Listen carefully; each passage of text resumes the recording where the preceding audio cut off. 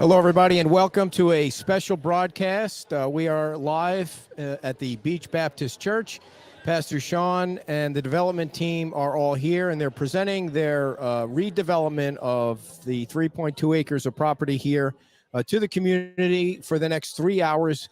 You're invited to come down and take a look at the drawings. You're invited to come down and make comments. They have a board set up where you can make comments. You can talk to the developers. And we're going to try and interview some of the folks that are here and ask them exactly what their plans are for this property. Right now, we're going to turn it over to Pastor Sean. He's got some words to start things off.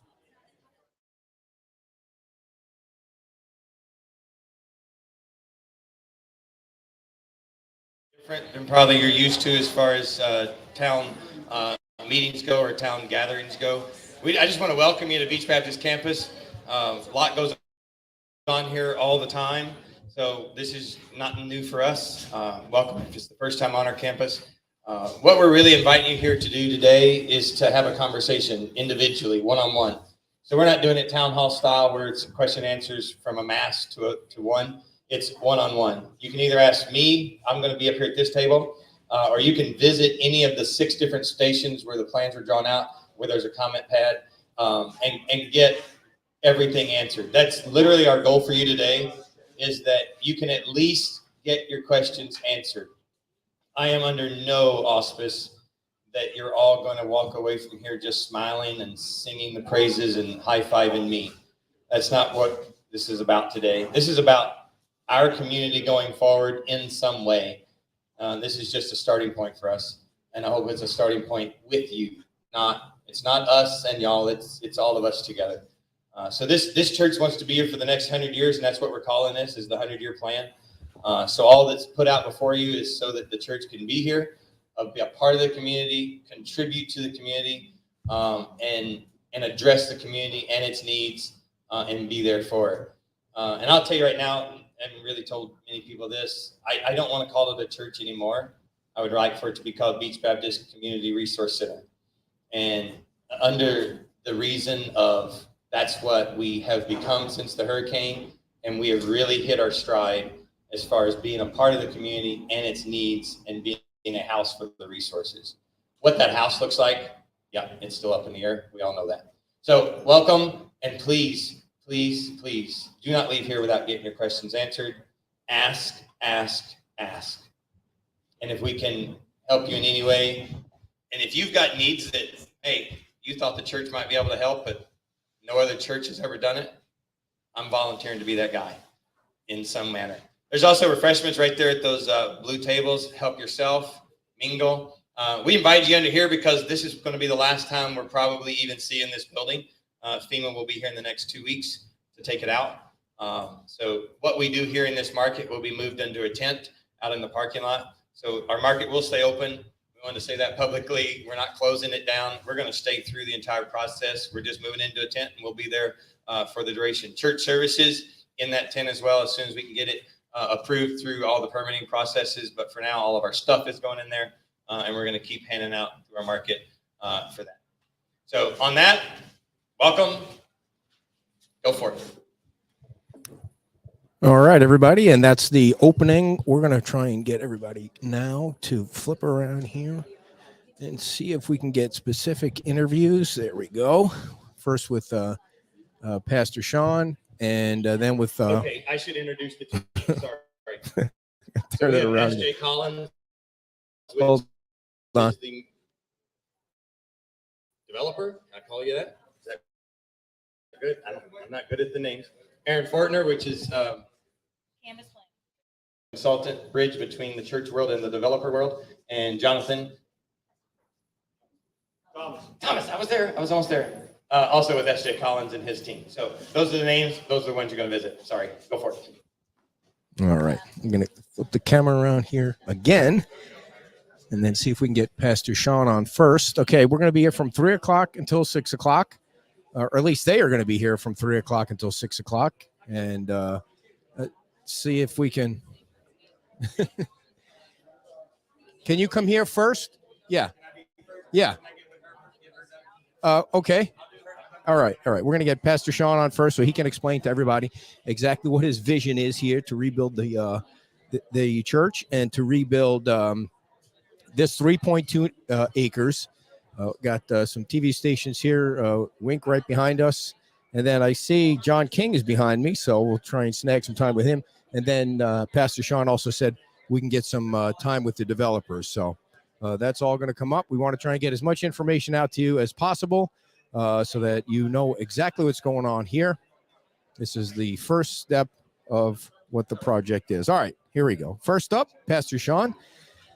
Give us your idea, your impression of what you're envisioning here. So, as it's come to fruition, finding a way to coexist with the needs of the church getting met, and then a way to pay for it. That's the vision behind the whole thing. And I approached a family friend. He's here, Aaron Coe. We grew up together, and happened to be in the consulting world, who knew a developer who did multi-use facilities for churches who were in decline. Mm-hmm. Most of those churches have been in decline for years and years and years.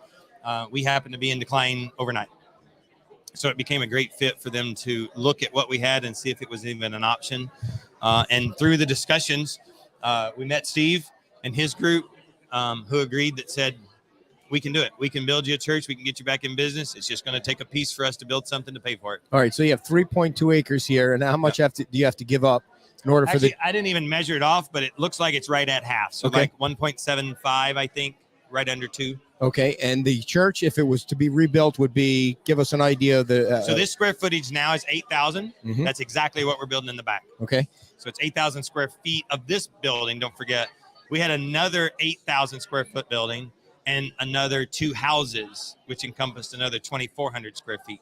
Which were all lost in the storm. All gone, yes. And no insurance. So the other part of the project is an 8-story condo and workforce housing. Can you explain the workforce housing first? Because on our page, there was some confusion that the government might need to be involved and all that. And you say it would be set up a little differently. So it's a completely two separate projects. Mm-hmm. So I'm not involved in the front project pretty much at all. What's the front project? Input, the condos. Okay. Other than what goes into the retail space. And the developers agreed that we would work together to get what the community wants in there, whether it's a service-oriented, a deli, a coffee shop, something that the community could come, use, and be a part of, either on foot or on their bikes. Then in the back is the church and workforce housing combined building. And we did that just to save money, to build the workforce housing above the church, to get it on one platform. What do you mean to save money?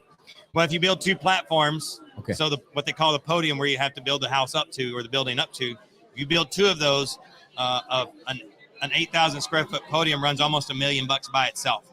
So if you built another podium for the workforce housing, that's another $1 million spent, when we can just combine the podium and combine the buildings. So the church would be built and then they've workforce housing above that. Correct. Okay. And so the condo building, why 8 stories? Is that what the developer is saying he needs? That's just where he's at as far as trying to plug everything in to pay for the entire project. So he has to have enough money to pay for that building as well as to pay for our building. Okay. So what if it turns out to be 3 stories instead of 8? Can they make it work that way? I don't know the answer to that. Okay. I know they're not tied to anything at this point. It literally is a discussion of, this is where we'd like to be. If it works, it works. If we can't get there, there's going to be this line where they can't get there. I know that, and okay. I don't know what that line is. Honestly, what is if, just for argument's sake, what if they can't make the line? What's plan B? I mean, how do you rebuild the church if you can't do it that way? Can you? Not in the levels that we're at now. We went from 450 members to 100. And wow. That's because all of them displaced. They either were northern folks who lost their homes and they're just not coming back, or they were locals and they lost their houses and they're not coming back. What has the feedback been from the neighborhood so far? You know, it's mixed. I literally have neighbors on both sides of the story. Mm-hmm. Some that are all for it. I mean, I have church members who are neighbors, so they live right on top of this building, right over there. And then I have some over here and they're okay. And then there's some that aren't okay. And I'm not, like I said, not asking everybody to be okay, but at least join the discussion and talk about it. Yeah. Okay, so how do we get one of the developers here to kind of help us? So what we were hoping they would do is that they would ask questions on yours, Yeah. and you could generate a list of them, and then they've all agreed to come over. They all have specialties within the development, and I can help identify which one should come and get interviewed. But we want you to interview every one of them. Yeah. So some of them may not have questions. Some of them may just be, this is what we're talking about. I think I can ask a few questions if the guy if the guy that I know people are waiting for you too. If the guy that So I know we want the main developer to be on with you, and he can probably answer a bunch of them. But I really want you on with Aaron, who is a city planner in Georgia, and he's who your knows friend. all the technicals. No, my friend is Aaron. Okay, that Aaron. Okay. And I definitely want you on there with him because we think that relationship is most important of all of it. So maybe we start with him. Yeah, because the whole tell us story how about it getting came here is together. really awesome. Yeah, that'd be great if he can come over. Well, I get him off his crowd, and I'll get him to you next. Okay, great. Thank you. Thank you, Pastor Sean. And once again, folks, the deal is they're going to be here until 6 o'clock. They're showing off pictures of the plan. You've seen them on our webpage too. Please type in questions if you want me to ask the questions, or if you want me to print them out afterwards so I can pass them off to Pastor Sean so he can pass them off to the developers. It is a nice crowd here, and they are going up to the tables and asking questions of the different developers. So if you have any questions, type them in or comments. I'm sure they'll read the comments later on. But if you have any questions, they're taking comments on pegboards, and I'm sure they'll read them all later. So this is really the first time the community has had a chance to talk to folks that are putting the plan together, which is a church that is, I guess, seats 500 for 500 members. It's also an 8-story condo building and workforce housing built on top of the church. So you still have time to come down. It's only 12 minutes after 3 o'clock, and they'll be here until 6 o'clock. I saw the mayor walking around earlier. Councilman John King is here, and see if I can get the councilman to come on. You mind answering a few questions while we wait for the developers? I know you don't want you to. So I don't know. That the chair will withhold you. I'm worried about I know you got a bad knee, or I'm bad all over. Yeah, bad to the bone. So first question is, what do you think of the turnout so far? I know you're kind of eyeing the crowd. Yeah, I thought it'd be bigger, but I guess when you've got 3 hours to fill, maybe people come and go, and it's a little different than what I was expecting. Yeah, I was expecting more of like the Moss Marina type presentation. So yeah, but this gives people a chance to get closer and get one-on-one. So I think that's good too. When you first saw the drawings, an 8-story condo and workforce housing on top of the church, what did you think? I was a little overwhelmed by the height, and it didn't seem to fit in with the neighborhood. I love the idea. I love what Pastor Sean and the church do. It just needs to work with the community, and the community, I think, will support it. I mean, the workforce housing idea with bringing in families that'll be able to support the beach school is fantastic. We'll just see. It has to go through the process. What do you think the chances are that an 8-story condo building gets all the way through the finish line? Well, I am a betting man, but I wouldn't put any money on it. Yeah. I mean, I'm interested to ask the developer what the bottom line is. Like, do you really need 8 floors, or did you just throw? I know they started at 13. I didn't even see that. Yeah. Well, it wasn't out there anywhere. Somebody told me that. And then, they came down to 8. But, I mean, can you really see? It's so close to a neighborhood. Yeah. Like 100 feet from a neighborhood. But I guess condo living is a neighborhood. You only have so much room on this island, period. True. I liked, after I talked to Pastor Sean last week, I came down after it was unveiled and talked to him for a little bit. And, the real retail part of it is more to fit in with the neighborhood. It's not, a big box store or anything like that. It's going to be a coffee house, after the commotion by the ocean a week before the hurricane last year. Yeah. They talked about how they sell their coffee and things like that. So they give them an outlet to do that. So maybe that part fits into the neighborhood. I don't know. It's very stunning of what you see. It's just hard to get past that. Oh, it's a beautiful picture. I mean, but when you plop it down right here, it's hard to imagine it that close for me to a neighborhood. And I obviously I love Pastor Sean and everything the church does. And I hope they can rebuild the church, but it just looks so big. Yeah. So You can't get past that word, can you? well, yeah. I'm a big guy too, Ed. Yeah. And so from the way that you understand the rules, the LPA rules and the land development code and all that, how does it fit in any way? I'm sorry. How does that fit in any way what the town government is trying to do? The only way it would fit would be through special exceptions, I believe. Yeah. So, and that's going to be the tough sell. I mean, it's just going to be a tough sell. I think. Yeah. All right. Good to see you last night at La Ola. That was a nice. Tom, thanks to Tom and the staff there, and the food was delicious. Yeah. And I don't mean La Ola in Times Square where he's still open. They're opening in the next few days in Bell I've Tower. been there a couple times the last couple weeks too. So lot of stuff going on, and they're located on 41 and Daniels. Last night was kind of like a private celebration, and they're getting ready to open the doors in the next few days. So it was nice to see. It was so interesting for Kim and I to see, because we live off the beach, to see like fish out of water. When you see all the people from the beach in a different place, there it's unusual. You usually see that whole crowd on the beach somewhere. Well, there was food and liquor involved, so that's always fits. Not necessarily in that order of importance. All right, John. Thanks so much. Thanks, and enjoy the crowd here, and appreciate your time. All right, so folks, we are. This is what happens when you're live and you don't have a second sidekick here to help you gather guests, but they're asking questions of the pastor right now. He's got a nice little audience going, and the tables are full. It would be nice to see if we could get somebody from the neighborhood to come on and tell us how they feel about it. So where is Tom Isco? Is Tom? I saw him.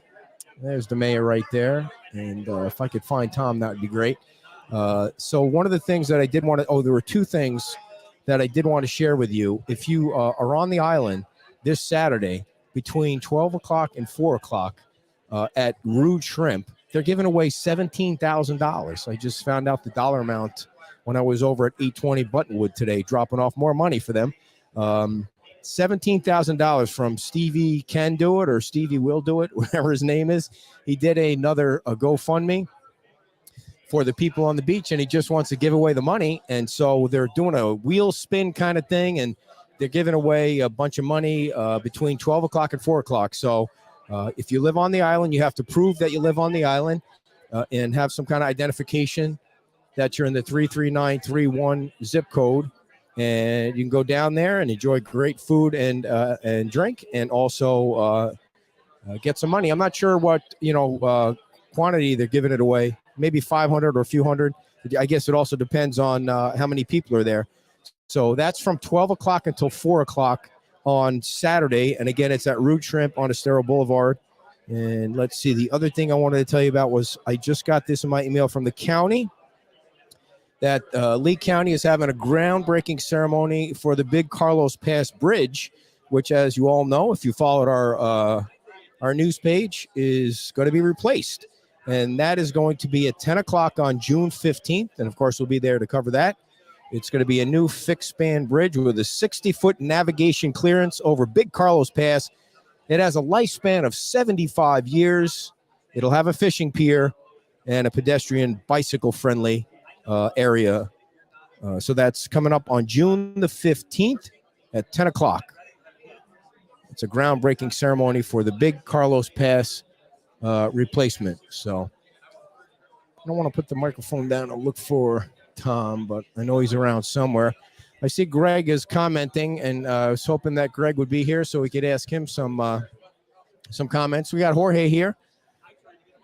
We'll have Jorge Barrera. Always fun to talk to Jorge and get your thoughts on what are you hearing out there in the crowd? I know you're listening and watching. So some of the people that I've been talking to have a little bit of pushback. Yeah. I have, just because some of the people are having a little bit of a hard time, with their own properties. Yeah. I can see the whole town is going to change. Yeah. And, I'm sure, whatever plans they have, they have to be presented to the town, to the council, and see what they say. But I'm hearing, some concerned residents. Yeah. Over which part? just the height. Yeah. You know, the height and stuff. I mean, I can see I can see the idea of Pastor Sean, what they're trying to do and stuff also. And be able to stay within the community. You know, he said, you know, they want to be here for the next 100 years. I'm, you know, pretty much, I pretty much support anything that is gonna Sure. develop, you know, the island for the future.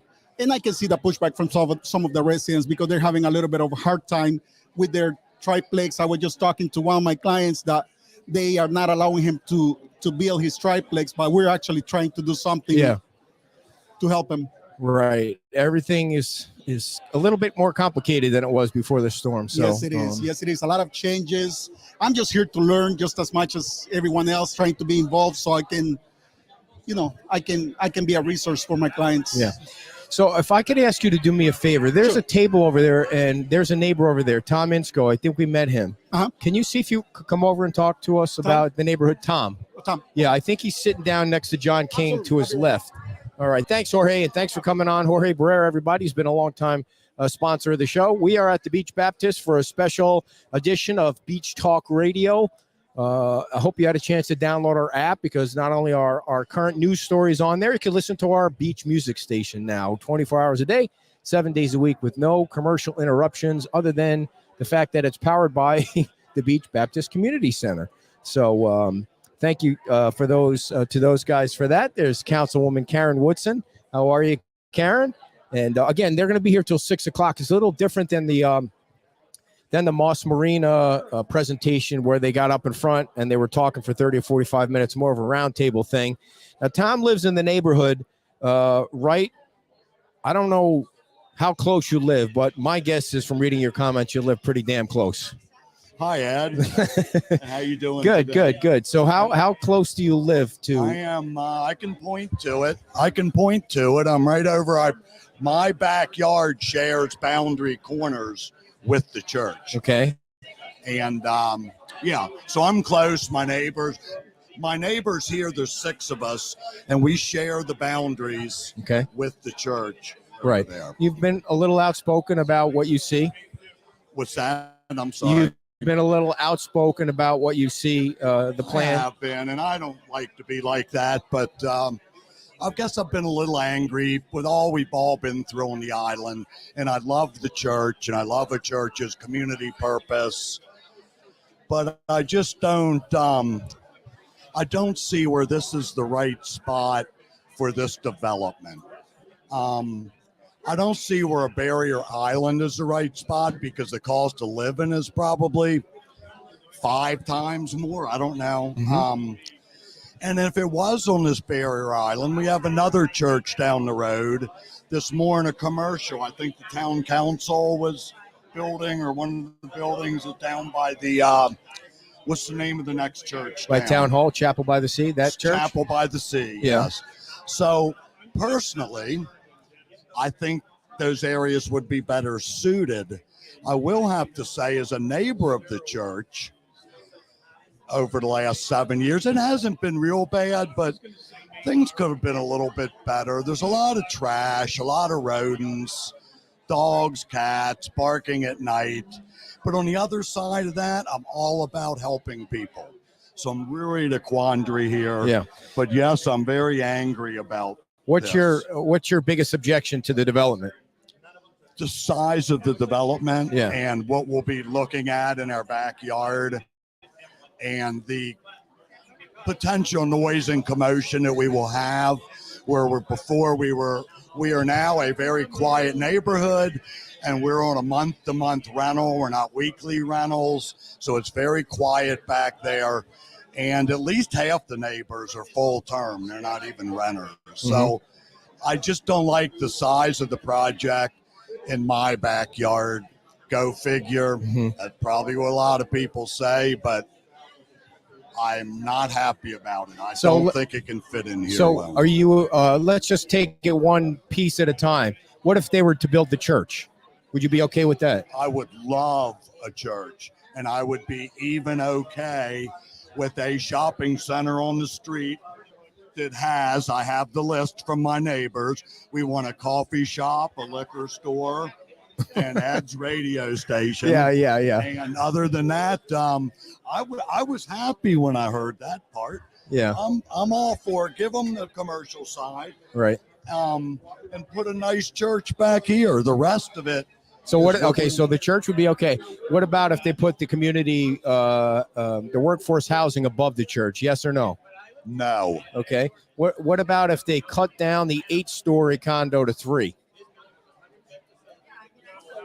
and had the shopping center? No, but I'll listen. Okay, so it's too high for you. It's just too much for this. I want a church back here. I want this church. Yeah. When you talk to your neighbors in the neighborhood back there, what's what's the consensus? What would they be willing to see?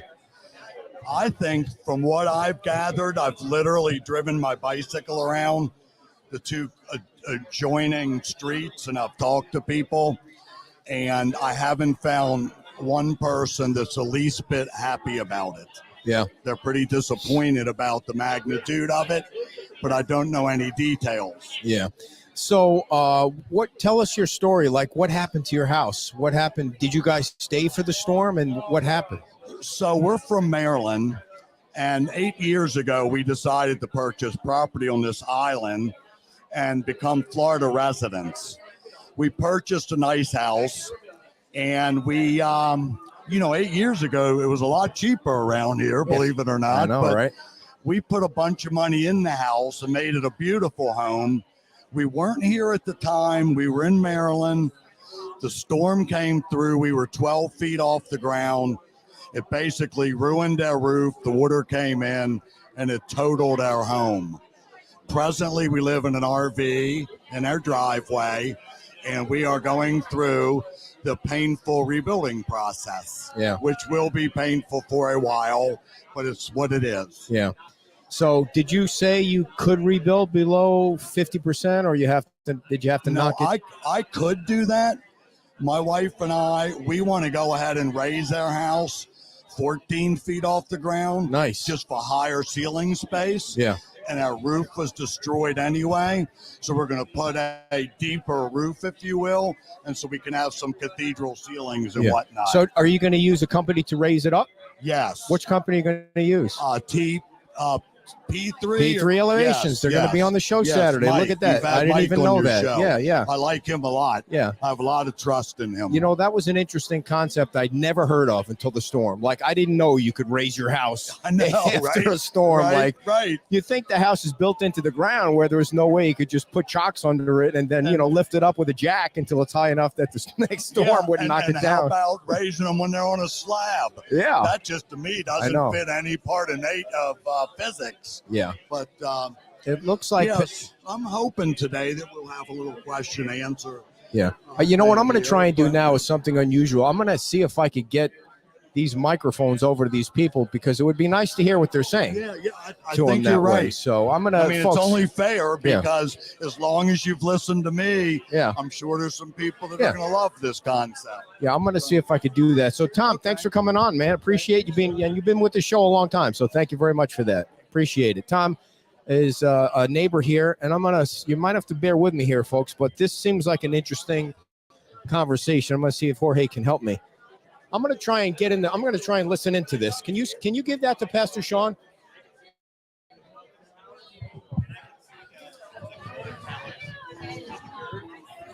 Because of all that's gone, and in a year, I won't be able to see those anymore because every building's going to be above it. So all you think is going to give in and make everything No, I don't think so. I think it'll be a clause, it'll be a compromise, it'll be a conversation, and it'll be. It also looks like to me like the church is going into business, renting out the restaurants. No, we have nothing to do with the front building. I know, but it's there. It's being built. It is there, yeah, but it's another parcel. It'll be another parcel. Oh, sorry. We kind of appreciate the audacity of the drawing and what your thoughts are behind it in terms of here's how I can support my church, right? Sure. And you're calling it something different. As a homeowner, I don't want, as I mentioned, cottage. Somebody buys 3 lots, puts up a condo. We don't want this to look like Clearwater Beach. Okay. Fort Myers Beach has always been something different. It has condos down here. It has residential here. It has downtown with a nightlife up there. And that's the way it's been for as long as I can remember, since 1978. Sure.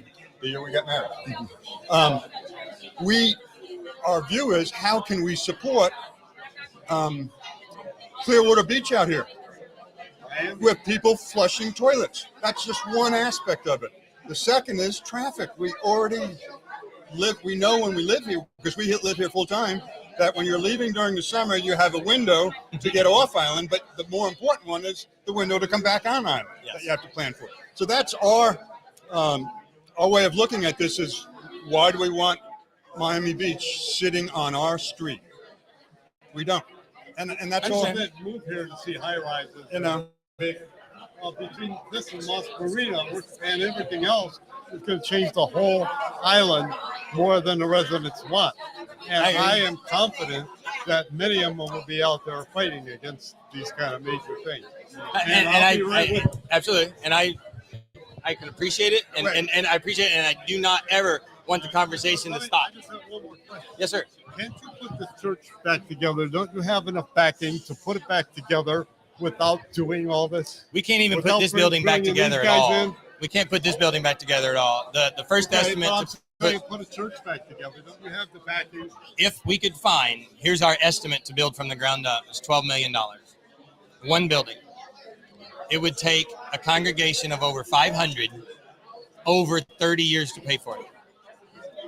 First of all, there's not going to be a congregation over 100 for 6 to 7 years on the island. So what would you be putting up now then, on this proposal? This would be the resource center where we can meet the needs of those who do live here for the next years before the congregation ever comes. The workforce housing pays for the church to be here. So we don't depend on a congregation to fund it. The congregation is funded by its alternative sources. In the church world, it's a weird little name. Unrelated businesses. So then when would a church be built? Oh, the church be built right off the bat. The building will be there, but we don't have to pay for it. Well, okay, so that has to do with all the commerce. No. This building, it's a gift. The entire back building with the workforce apartments are a gift. 100% debt. All right, folks, we're just going to keep listening into the conversations that the neighbors have with Pastor Sean, and then we're going to get we're going to get the developer on. I'm working on that. No hiding that at all. Can I This is clarify behind the something you scenes stuff said? here. Sure. I don't know if probably I understand that. So, Hold on one second. She's going to answer it, but she wants you to ask it in. She wants you to ask it in a microphone. Yes, that's ma'am. okay. I just wanted to clarify. You said if the community would prefer a nice neighborhood of townhomes here because it is single family, this part of the island, you would support that if that's what the community wants? Absolutely. If we get into the percentage of the entire community and or the thing, absolutely. Because I don't want to be what Bill thinks I am. I shove it down somebody's throat. In no way. Because we also have to understand, I'm not going to be here for the rest of my life. As the pastor, we all move on. We all do different things. So there I might want be it other set options. up so that whatever happens is in perpetuity, and whatever we promise or whatever we build is set that way. And that's why we wanted to go with the town, so that they're helping us fill the workforce housing forever. It's not a church thing. It's a church town thing. Or the workers could commute using lead absolutely. tram. If that's where it goes, absolutely. There's his I microphone. have 5 good reasons why, as a whole, 5 good reasons why what should I like as homeowner on this idea? 5 reasons not from your point, from the point of an owner. From an owner, why you should like it at all. You're not going to like it at all if you don't see the benefit of the church.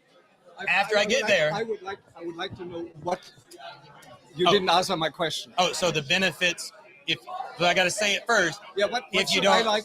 so the benefits of the church being here would be. What? So the benefits would be, if there's a need that the community needs met, there's not another place. So there's no reason why I should like it. It will decrease the value of my home. I hope I increase I will the have value tons of of people around here. I know this place as a German since 28 places. I saw the development, and I think this is the worst thing which could happen to this part of the island. I hope I can raise I hope I can raise your property value. I hope this development raises your property value. But It to should. that, immediately, the people that want to build here, who have to build up, would sell their lot. That's 6 people have told me that already. That if that's what's going up here, I'm selling my lot. So that doesn't seem like it's increasing any home value. How much they sell those lots for? Oh, they don't want to live here. I know. I People have understand been that here too, for 30 years, and now their option is build up, which they're not excited about to begin I with. understand. But they have to. But if this goes up, what they're saying is they're leaving. They're selling their lot. And that's a shame. These been our neighbors for a long time, and that doesn't seem to me to be bringing the community together. Sure. My humble opinion. And technically, I could wait too. I mean, this development could wait and see which neighbors come back, how they build, whether they actually build. Because I've talked to a lot of the neighbors. They don't know if they're going to build. But right now, I think whether they do or not is based on this decision. I think a lot of it is absolutely, 100%. But then there's also some who have been since day one. They're like, I don't know if I can ever afford it. I don't know if it's going to be. So if they don't, they're going to sell it, and it goes to those guys, those type mansions, which changes our feel too.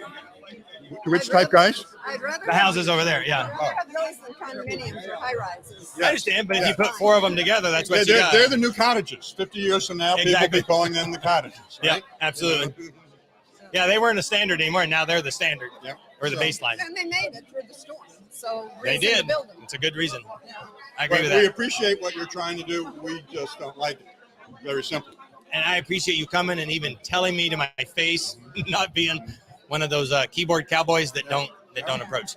So I'm glad to meet you. All right, likewise. And I hope I can see you a lot. Yeah, we will. We're going back and forth. Back and forth. There you go. We live here. We drive here every day until Good. we're. Oh, hi. Thank you. Anyone else? I heard to say no. Yes. Behind you. Good. Now you can sit on one. I need Aaron. Callie, can you get Aaron Coke? That's okay.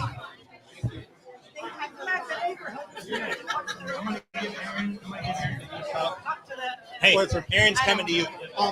That's right. Oh, You have questions, right? You can hold that. What am I talking about? I don't know. Oh, that's Beach Talks. Okay.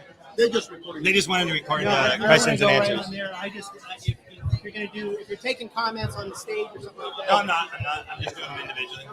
But so what we're trying to get is comments and or questions. All right. I think we're going to get a guest here. Thank you, Jorge. Thank you. That was great. Yeah, perfect. All right, Aaron. Yes, sir. There's our camera, All right. and here's your microphone. Okay, perfect. There we go. So tell everybody who you are. Hey, my name is Aaron Coe, and I run a ministry consulting firm based in Atlanta, Georgia, but we work all over the country. And our number one objectives, we work with churches and ministries to help them solve problems. Okay. And that could be any range of issues. We do strategic planning. And so I've known Pastor Sean through his brother Shane, and I go way back. Okay. And so when the hurricane happened and the church started, assessing what it wanted to do for the future, I got involved just to help them kind of think through some different options. Okay. So how involved in this option were you? Yeah, we've been involved really since, I guess a couple months after the hurricane happened. They called and began to walk through different options. We began to just kind of hear what the church was thinking about for its future, what it wanted to do for the future. That's where this idea of the 100-year plan came up. Was just trying to imagine, what would the church look like here for the next 100 years. Okay. And so we've been very involved helping them figure out what that.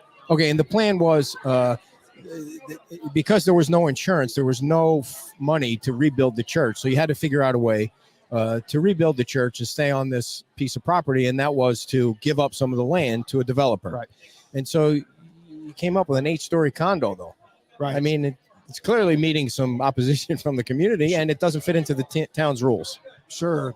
Well, so when we started with the church, there was the requirement from the church to not only replace what they had been doing in terms of square footage for ministry, so Right. worship center and classrooms and all those kinds of things. There was also a desire on behalf of the church for workforce housing. Right. That was a big requirement. And then there were several other things thrown in there, like we want some retail, some walkable retail for people, and even so much so that the church said, hey, we want to be a contributing member to the community as it relates to the tax base, et cetera. And so those were the parameters that we were given to then try to figure out, well, how do we build all of that? Well, it's going to require some density. Right. And we understand that density in an area where there hasn't been that much density, we've got to be adequate about that. And there's a give and take. And so the initial plan conceptualization of this was much bigger than it is now. 13 stories. Right. And so we've been continuing to listen today, trying to figure out, is there some way to give the church what it desires? But there's got to be a flip side to that, and nobody's hiding any of that. No. Yeah, I think it's clear you have an 8-story condo that pays for the rest of what the right. church needs. That's right. What's the bottom line? How many can you live with? How many floors? How many can we don't know the answer to that yet. And that's really a big part of why we're here today. I mean, in our modeling, we would say the 8 that we're showing is about as minimal as it can get. Because if we start to spread it out any further, then we start to encroach on what the church needs to do what it needs to do.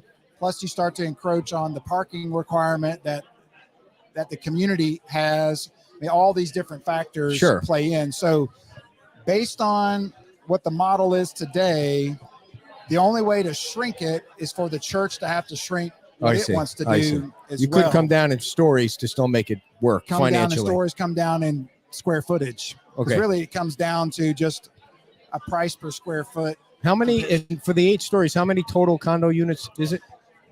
That's undetermined right now. So they could be big units or they could be small units.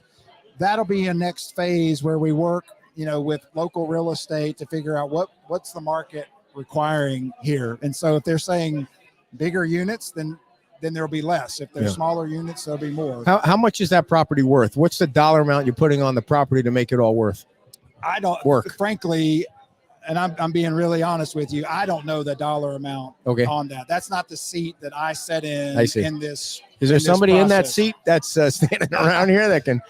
Well, there's definitely a number that's being worked into this to figure it out, but it's all assumption, because some of the value for the property, you can look and say, well, this property sold for this and this sold for that, but part of the value is determined on what can you put on the property. Sure. And so I think the thing I do know for a fact is that the more densely you can pack the property, the more valuable it is for the church. Gotcha. And so if you limit density, then you're also by default limiting value for the church and what they're able to take. So for the first 40 minutes or so, you had a chance to listen. Right. What was the feedback you've gotten? The feedback we've gotten, I think there are 2 primary concerns that we've heard loud and clear. One is the 8 stories and how does that fit? Does it fit? Will it ever fit? So that's a big question. And then I think, what is its impact on traffic? And so these are all things that have to be studied at some point, is because just because there's a parking requirement doesn't mean all those cars are going to be here at the same time. So we'll have to look at it. What does it mean during the high season, the peak season, and the off season, and all those kinds of things. But from my table over here, those have been the primary 2. 8 stories in the traffic. But besides the resident who already signed up for a unit, and he put his name on the. Is that right? What was it? What's he willing to pay for it? I don't know. That's a great question. Well, but he was saying, he understands he's got concerns just like everybody else does, but I also understood the possibilities as well. What is the process that you guys are going to take this through? I'm sure you're going to have more community meetings and things like that, and then there's the LPA. Sure. What's the whole process like? Well, the process is we'll take all this feedback today and figure out how do we work that into the plan. And then at some point there'll get to be, this is what we have to do in order to do this. And so if the requirement doesn't change, then there will be a certain height that it has to be. But if the requirement for the church changes, then we can adjust as well. So we'll just have to keep working with everybody to figure that out. As far as the way that you understand the town's rules and the land development code and that, how do you see this fitting into those rules? Well, I think it's an open question right now. As we've talked with the city, is like as we understand it, this community was hit with a devastating hurricane, and that's having an effect on what the long-term plans are for the whole island. And so our number one commitment, because we frankly don't understand where the community is going. I don't know that anybody fully understands exactly what the new requirements are going to be. What we're committed to doing is just working with everybody as those plans emerge. And certainly whatever emerges from the city, we have to fall within those. Right. And so we're just committed to being a part of the future, being a part of the conversation. We've come in very open-handed. We, really have been invited into the conversation. And so we're happy to work until we find out a solution. Do you think this needs to be its own CPD? I haven't gotten that far in the discussion. So possibly, but that's probably more up to the community than it would be up to us. Great. Well, thank you so much for your time. And Absolutely. I was hoping, I don't know who the head developer is. Is there the guy that can talk about the condo? Yeah. So either Steve. Okay. I would say, have you talked to Aaron Fortner No, yet? you're first. You were first, other than Pastor Sean. I think the next guy you need to talk to is the other Aaron. Okay. Aaron Fortner. And he did what? So Aaron is a city planner. Okay. So That'd be great. So he can help you kind of from that perspective. Thank you for your time. Thanks for coming over. Good luck. All right. There's somebody that I'm hoping that I can get to come on. And that's Bill Veach. Councilman Bill Veach lives in the neighborhood. And can you come on? And he's big for workforce housing. And it would be great to hear his opinion on this. I don't know if you had a chance to watch the show a little bit earlier when Pastor Sean was fielding questions from the audience. And I see, I wonder if is there any chance that I'm trying to get the other Aaron to come over? Okay, great. We're getting some help here because we want to get as much information out to you about what's going on. They'll be here until 6 o'clock answering your questions. And I think your daughter is getting Aaron next. I think Aaron's next. Yeah. Aaron is a city planner. I really want to talk to a city planner about many things like planning. Okay. All right. Steve's going to be next. We're going to ask about the condo because that's clearly the number one objection. I think if they were able to rebuild a church tomorrow, there probably wouldn't be much objection to that at all. Pastor Sean's prepping them, making sure that I don't beat him up or anything like that. But this could be the most important interview. So find out where Steve is from. All right, Steve, come on. You're a big dude. Come on down. How you doing, Steve? Nice to meet you, Steve Collins. Here's your microphone. Thank you so much for coming on. And if you're going to get that nice and close so the folks out there can hear you, we got a big Facebook audience watching, and they might have some questions. So tell everybody who you are, Steve. Yes, sir. I'm Steve Collins, S.J. Collins Enterprises out of Atlanta. We're multifamily and mixed-use developers. Been doing it for 30 years, and so glad to be here today. So the 8-story condo is your project. Is that right? Yeah, that's the proposed project. That's correct. So originally you started out at 13. How'd you come down to 8? Well, just from the first initial feedback, which, we really didn't even go to the community, but just to talking to the city officials and everybody, we found out real quick that wasn't what they were looking for. So that's why we're at down to 8 now. Yes. Okay, so why? How'd you land on 8? How does 8 make it work?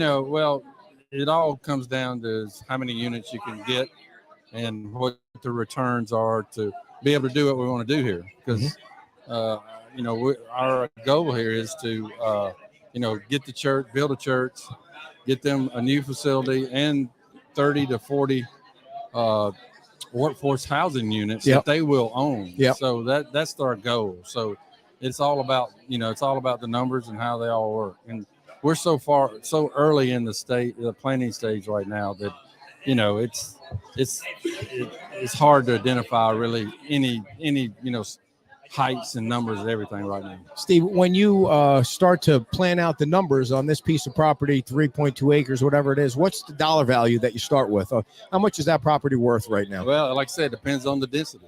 It actually depends on what we can do here to what you can pay for the property. So that's what we're trying to figure out. And, like I say, the main thing is to figure out how we can get the church built back, a new facility for them, and the workforce housing. I mean, that's the number one goal. I mean, granted, we're not down here to just do another project. We're down here, to help them, but we're down here also to, hopefully enhance the property.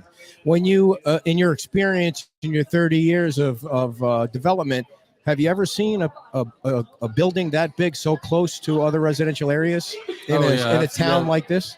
Yes, I mean, yes, and I can't tell you right off the top of my head, but I'm sure there are incidents with that, I'm sure. And, with, like I said, what went on here with the storm and everything, it's kind of changed the landscape here. So, okay, so if you get 8 stories, how many units do you get into the 8 stories? Right now we're looking like 40 units. 40 units that would sell for how much? That's a good question. Right now we're thinking they're 2,400 square foot units possibly. Mm-hmm. But like you say, we're just in the preliminary stages. So I'd be shooting at the hip to tell you anything. I mean, they're going to be multi-million-dollar units. They're not going to be $1 or $2 million. Gotcha. Because prime real estate on the beach. That's right. Right. So are you worried about the traffic at all? That's always a concern. But with 40 units, that's 40 families. I mean, that's that is definitely more than what's here now. But it's I don't think it's a tremendous huge impact. And there's always improvements that can be made. So hopefully we can. With this, what went on here with the storm, that the road system, there will be some changes. I know, hopefully that they'll look at that and maybe, help eliminate some of the problems. What you mean, like expand the road? Well, yeah, but there's a lot of times that not expanding it helps for sure, but then there's other things you can do when you put in different kind of turn lanes and turn systems and stuff. And that's traffic engineers need to, tell us that kind of stuff. So you've looked at Estero Boulevard and you've kind of identified changes that could be made to make it. Well, I haven't studied it, but I've driven down it, and I feel there's probably something that can be done. I wish I could sit here and tell you, but I'm sure there's probably some things. What's your bottom line in number of stories you need for the numbers to work? We're down to 8. And I don't know how much lower we can go, but we'll see. I mean, the feedback we're trying to get here today is just to see what the neighborhood and the community is looking for. So we'll see. I wish I could answer, but I can't. So what is the feedback you're getting? Well, everybody doesn't like heights, so we're getting that. So we'll go back to the drawing board and see what we can come up with. What is the process from this point? You meet with the community once, you meet with the community again. I mean, how does this whole project work? It'll be more community. Yeah, we'll take this feedback that we've got here and we'll process it and then come up with another plan and then probably do the same thing again. So we'll see. Okay. Thanks a lot, Steve. And good you. luck with everything, man. We really appreciate you coming down here from Atlanta. Thanks a lot. Kim tells me to not say anything. Just ask the questions and leave it out there and let the people decide. So I'm not gonna say anything. I think you all know how. I'm just not gonna say anything. All right, we got another Aaron coming down. It'd be really interesting if I could get. Here we go, Aaron. How are you? Hello. How are you? Wait, I got the wrong mic. There you go. Oh, is this right? Yes. Okay. What is Canvas Planning? So I'm a city planner and I have a city planning consulting business called Canvas Planning. All right. So what is city planning like? What is do you go in areas that have been destroyed like this, or you also help people in communities that are rebuilding? Doesn't need to be. I mean, Yeah. So really, almost every community in the country has city planners that work for the local government. Okay. So your town, the town here, Fort Myers Beach, has city planners. Counties have planners, cities.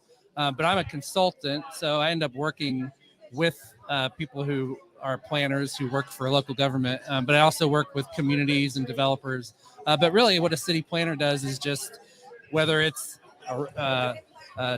redevelopment of an area, or if it's just an existing community that's trying to plan for their future, a city planner helps the community just envision their future. So how much were you involved in this project, like putting that plan together? Yeah, so I have been from day one part of this concept. So this concept for the last, I'd say, 3 months has just been an idea that has emerged from this partnership with the church. They've invited the developer in to imagine what could happen here in the future, and how they can stay here in the future. So I've been a part of that conversation from day one. So aside from the church, I mean, everybody wants the church to be rebuilt. How did the group come up with an 8-story condo in a neighborhood, so close by on a road, like little road frontage and one road, one lane going each way? How does that fit in your planning? Yeah. So, what we're trying to do is figure out how can the church get some things paid for by a private development. Right. So this proposition is 2 parts. It's one part, what does the church want? And then how much development can be done to support the things the church wants. So once we understood that the goals of the church could be to come back in a new facility and to have workforce housing for the community, then we realized, okay, well, now we can figure out what would you need to build on the private side that would fund that. So that led us to the amount of stuff that needed to be built. And then you really just start laying it out on the amount of property you have to see, how it all fits. What we did do was we did understand a couple things. One was that as you get to Estero, Estero does, I think, have a smaller scale and height to it. So what our concept does is pushes the height off of Estero, so Estero doesn't feel like a tall How far tower. back? I think different parts of the property have different parts of buildings. So it pushes back 20 feet to 40 feet. It sort of pushes that building back. But the other thing that we've done is, just sort of made some observations about what the heights of buildings are on the island. And there are all kinds of heights of buildings on the island. So we didn't think just off the face of what's here on the island that 8 floors was going to be too tall. But that's also why we wanted to hear from the community. And that's why we're here today. And that's definitely something we are hearing. When in your city planning experience, let's take the money out aside. I know the part of the deal is you have to figure out a way to pay for the church. And this is what you guys are trying to do to pay for it. If you take all the money out, would you say as a planner, that's a good place to put an 8-story building? Well, again, that, when I do a planning for a community, I try to understand the whole totality of the community. And so when I see this island, I see all kinds of heights, and I see tall things in certain places, and then I see houses in other places. And it's not, as an outside city planner studying this place by just driving through it, it's not clear to me that there wouldn't be a taller building, especially on Estero, because as I drive the whole island, I do see that. But then again, this is why you have conversations with people, because I am the outsider, and you don't know really until you talk to the people who are here. And that's exactly why we wanted to have today, to hear that. What was the feedback that you feel like you've gotten from the community? Yeah, I think people today are saying, wow, that feels too tall. That really, and some people are saying, really, anything over the size of a house is too tall. Other people are saying, well, if it was 4 floors or 5 floors. So, but I think everything we're hearing today is that the 8 floors is too tall. So that's great. Again, that's exactly why you would have a day like today. It's why you would throw the doors open and say, people, please come Yeah. tell us what you think. What do you think of the traffic when you drive around and you see what's going on? It's not even seasoned. How do you think all the construction, if it were finished the way you planned it, how would that impact the traffic The local situation? traffic. Yeah. Yeah, I do think, relatively speaking, what we're talking about is 40 condo units, 30 workforce housing units, and then a church that is mostly used on a Sunday. I think, relatively speaking, it's a low density and a low traffic generating kind of project.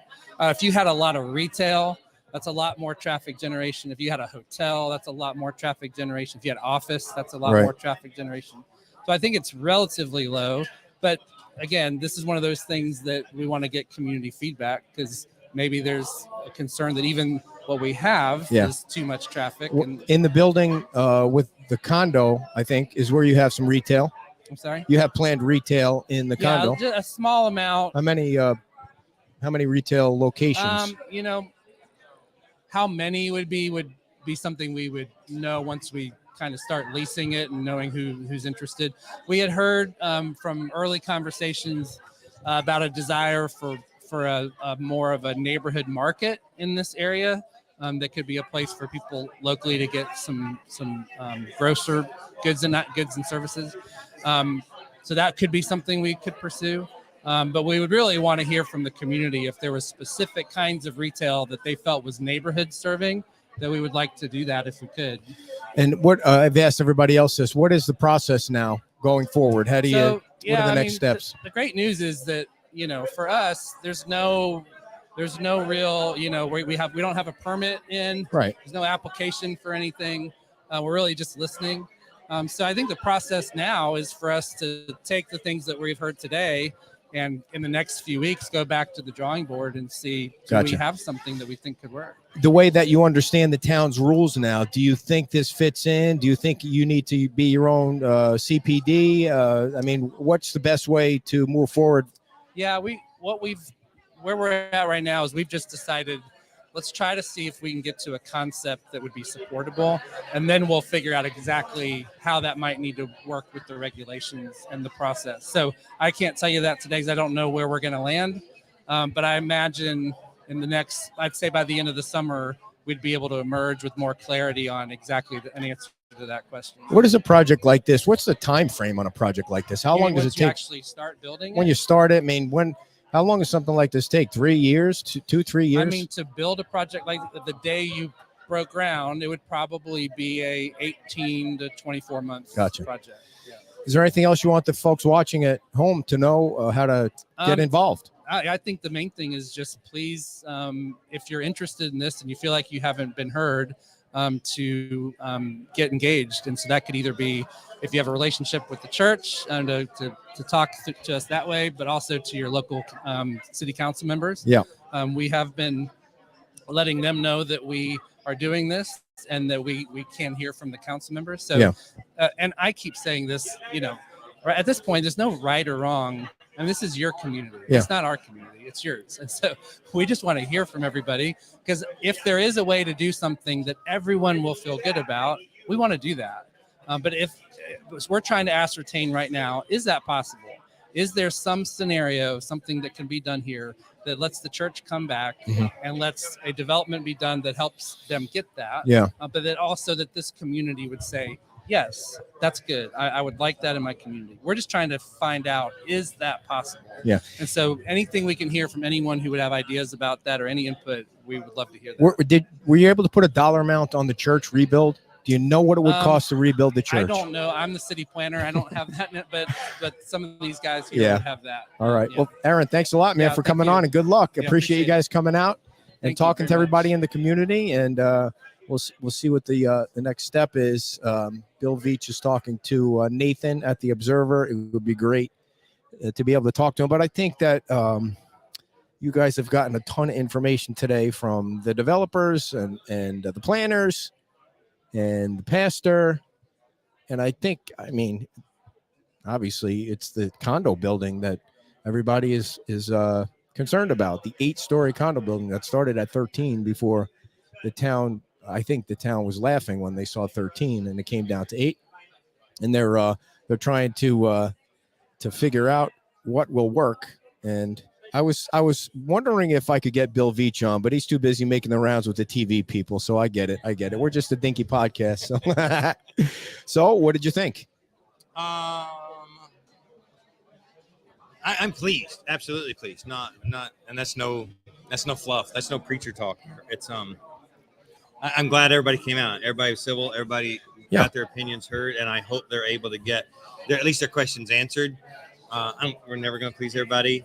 Like I said that. I said that in the beginning, and I'm used to it as a preacher, not pleasing everybody. You know, the unfortunate fact is you're just not going to be able to rebuild the church without something like that. Or, I mean, it's true. There's nobody's going to give you $10 million to rebuild the church, right? I mean, whatever the cost is. No, I mean, you got a lot of followers, so we'll see. I mean, if 12 million shows up tomorrow, I said, you remember I told you that number on Thanksgiving? Yeah. I was like, just write me a check for 12 million. This whole thing goes away. Yeah. Nobody's done it yet. So that's a lot of money. But we'll see. I think more importantly is I tell everybody we got to quit going back to September 22nd or 27th of 2022. But we also need to remember we're never getting back there.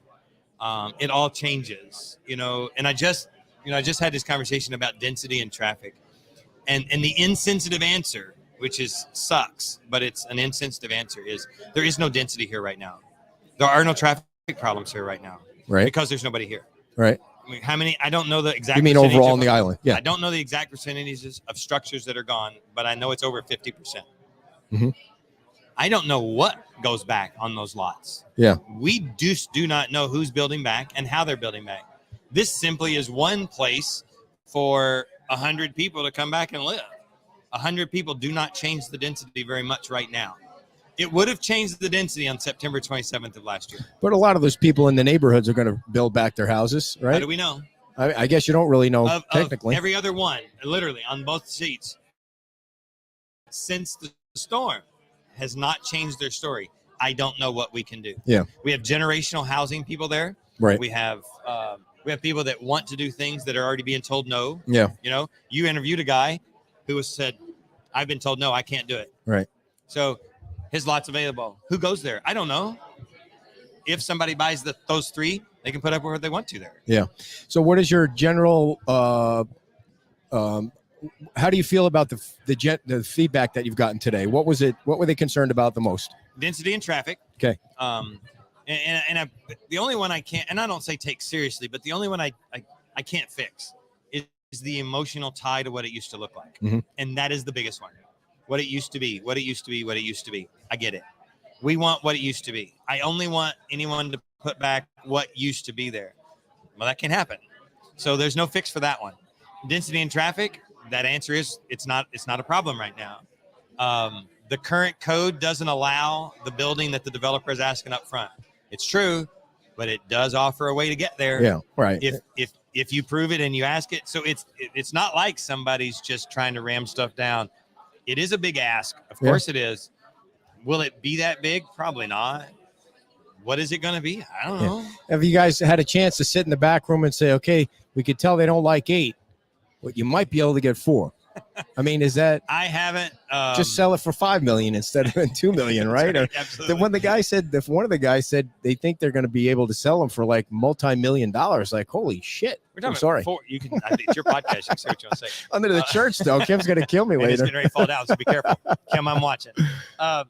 You know, I didn't even look. I honestly haven't looked at that front half. I don't know how big. I heard a rumor that they were like 4,000 square foot each, so that only puts 40 units 40, up there. he And said I think 40. that was the point, is that we're not trying to put a ton of people on the postage stamp piece of property here.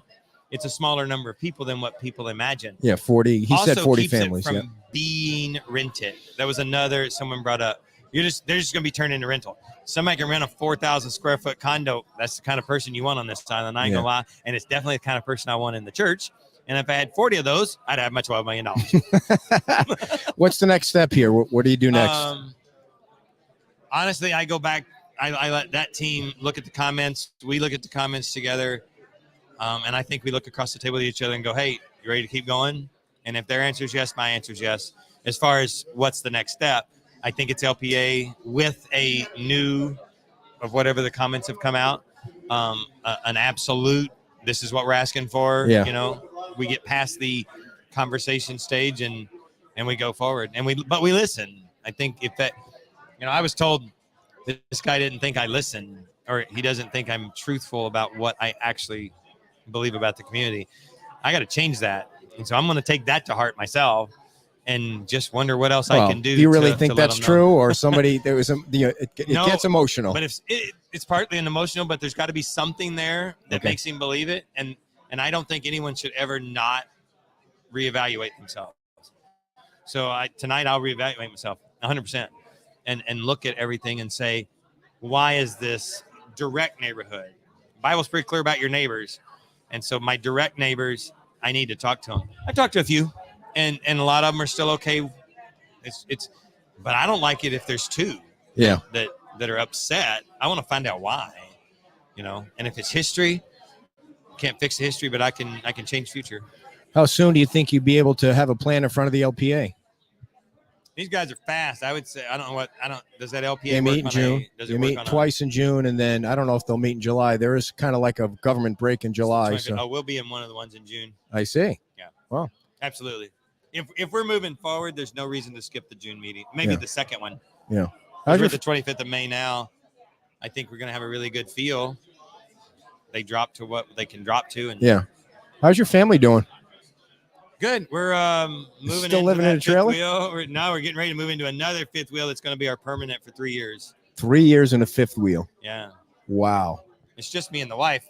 That's still crazy. You know, that's unfortunate. So many people on the island are still living in trailers, and it's just awful. I mean, it's just, I guess camping can be fun, but it can be. And for years, we got really great views right now. yes, nothing blocking the beach. And I shouldn't laugh at that because there used to be people's houses. But you know, when they try to build it back, maybe I should ask them not to, so that I can keep looking at the beach. All right. I don't think it's going to happen. No, I want everybody to come back. I want everybody to do what they can do. It ought to be back better. And I truly believe this is just a way some of us to come back better. We do have some hurdles to cross, and I hope we do it together. Thanks a lot, Pastor Sean. Absolutely, Thanks for buddy. everything. We appreciate Sure you and having us down here and getting us all these interviews. I don't know if there's a chance you can see if Bill will come on. I'll just go tap him on the shoulder and say, go talk to Ed. Thank you. Thank you, Pastor Sean, and your lovely family. And we're getting ready to wrap things up, and I wanted to see if Councilman Veach can come on for 5 minutes. It's going to be great to end this interview with you because you are the leading the charge with workforce housing. Right. But I have a feeling that you don't think this is the right spot. Well, I think that this is, I'm all for workforce housing even for here, but I don't like the model that they're using. I have made an offer or a suggestion to Sean in an email. I said that, and I'm talking to other churches about this. We don't have any churches on the island now. What they have small congregations and big lots. With the Resilient Lee money, the community development block grant, disaster recovery money, there's a chance that we can do something. They say to think big. So what I'm proposing, and in both that committee and to some of the churches, is that the town uses block grant money to buy the majority of the lot, and uses the block grant money to build workforce housing that then is turned over to a housing entity similar to Sanibel or the county. Okay. That uses objective criteria to allocate those spots, meaning they are that it's like number of years as a full-time employee on the island. You get extra points if you're a teacher, you're a cop, if you're a fireman, if you work for the town, you get extra points, and then it's allocated by a point system. So it's not putting your brother in there. It's not putting, not a friends and family thing. It's true workforce housing to benefit both the workers on the island, the town, and the businesses. Well, that's out of the box thinking because a lot of that money has to be used for workforce housing or low income, low to meet 70% has to be LMI, low to moderate income, and you can go through with the way you set up your workforce housing. You can qualify for that by your rules. Now, what piece of land are you thinking about? Well, this is one I made an offer here, and then the other idea, part of the idea, is that the church takes the proceeds from selling their portion of the land, plus public assistance and insurance if they have it. I understand Sean doesn't have it, but there's public assistance money, and then they build a smaller church on a smaller lot. You save a church and you get workforce housing if we can get the grant money for it. So you're thinking about for every single church that was lost? I think that the offer would, we'd probably put an offer anywhere, any church that's interested in it. I've had some conversations with one church, and they were positive. They got a positive response from it. My preferences in areas they're not quite as single family home as here. Because this is surrounded 360 degrees by single family homes, and in transparency, including mine. Right. Right. So, do you know for sure that grant money, that money that in that committee, which is the Kevin Ruane committee, right, is available for that? You know for sure that you'd be able to get that to buy property, and then I don't make the final decision on it. Okay. And but that's the intent of the money. This is HUD money, right? And so it's meant for housing. And there's some other things you can do, but 70% has to go to right. that. Now, the downside, the idea of workforce housing is live where you work. If you take money and you build a workforce housing project in Lehigh, it's really affordable housing. It's not really workforce because there are a lot of people go there and go to jobs somewhere else. Same with Cape Coral, Sure. right? People leave Cape Coral to go over the bridge. That's why the traffic is so bad, because their job is somewhere else. The idea of workforce housing is live where you work. In order to live where you work, you got to build the housing here. Right. Now, it qualifies technically, but it's a lot of money and you get a lot of hands out for it. So I'm proposing this. I have another proposal. I've got a list. I probably put a dozen different things in there, and you've heard a lot of them probably in town council. I would like to widen Stara Boulevard, put in the bike lane all the way. That may not qualify for this as much because it's not housing. Right. But we have a low to moderate income area on the beach, as I'm being told, which is from the bridge to town hall and bayward to that. It's considered it's more than 51% low to moderate income people.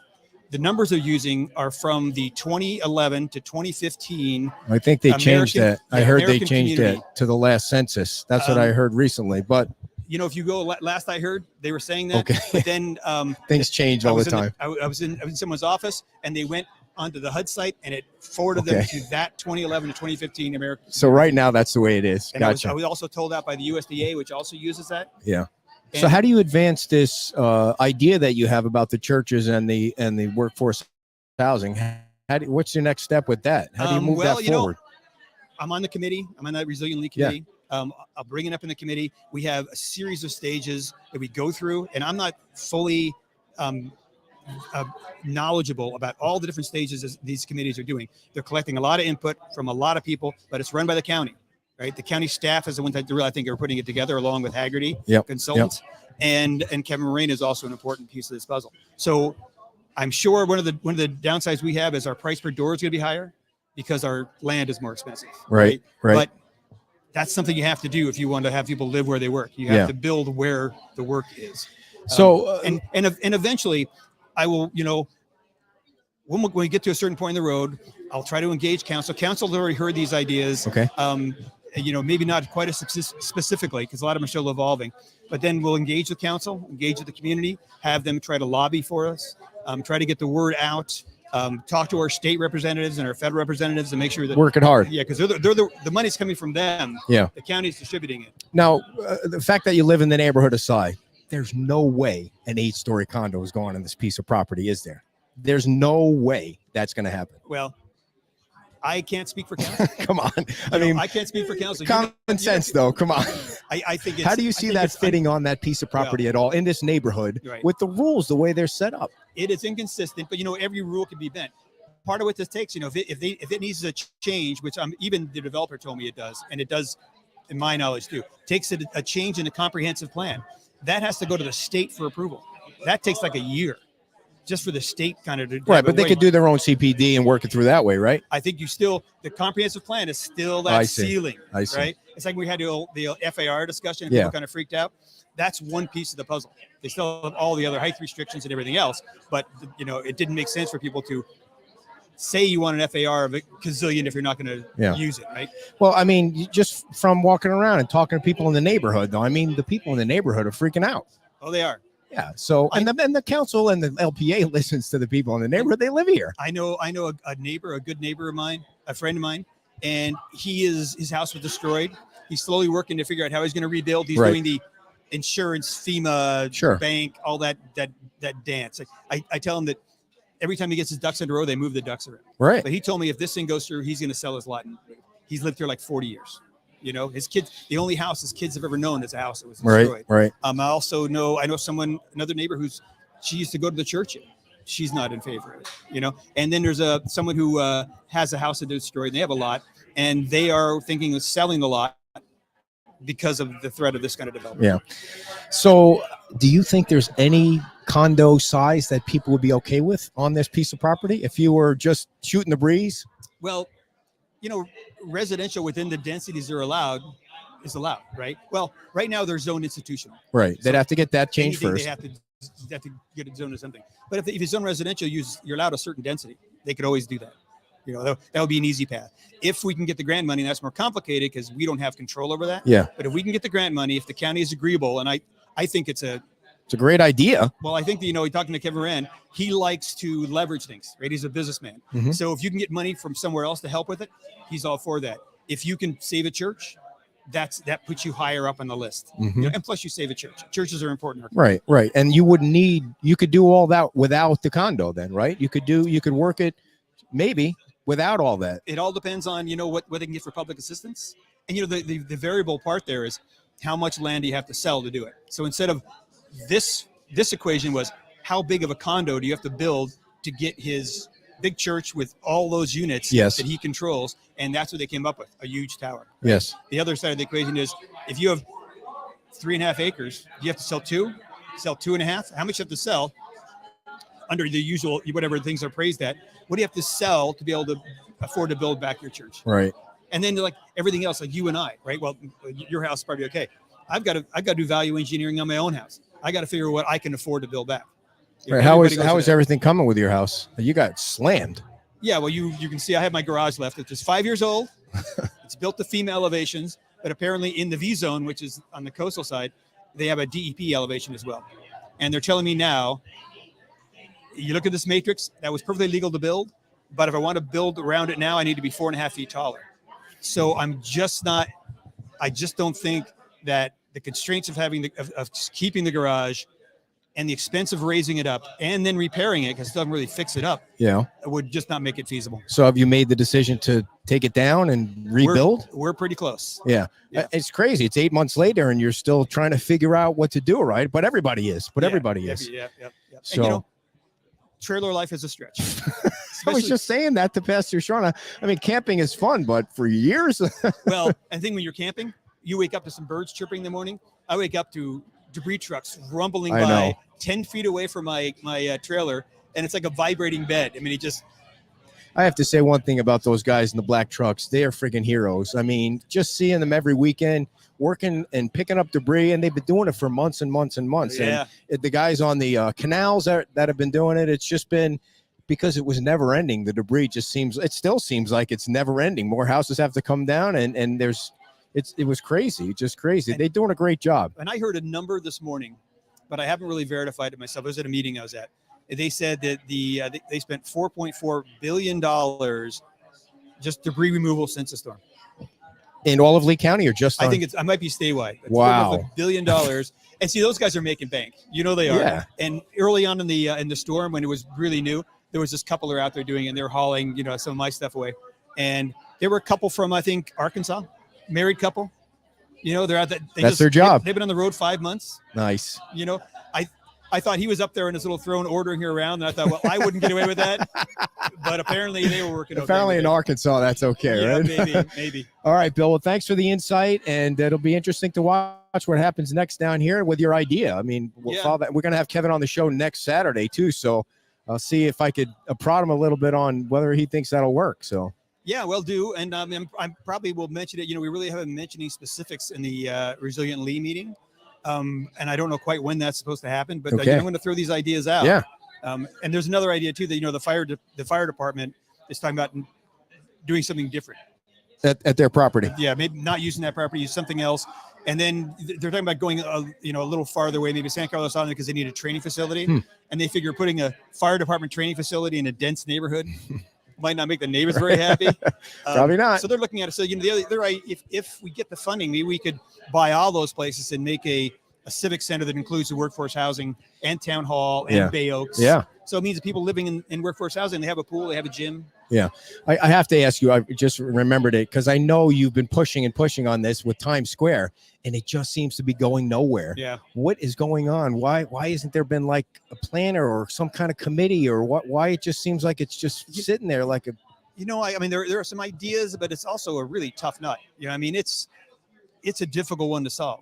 I mean, a lot of the things that, and I have like 5 different potential ways to make it work.